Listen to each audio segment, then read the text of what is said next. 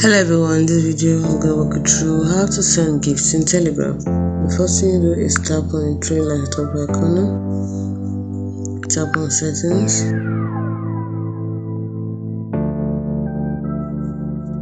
it's inside the gift, tap on send the gift, and then you choose the person you want to send the gift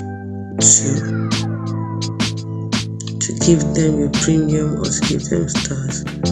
So after choosing the person, you have gifts premium, so you choose the one you want.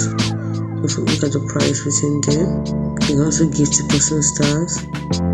So these are the stars you can gift.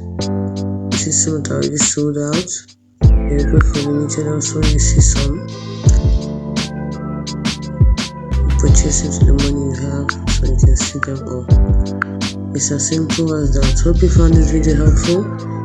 If you did, like, subscribe and share for more.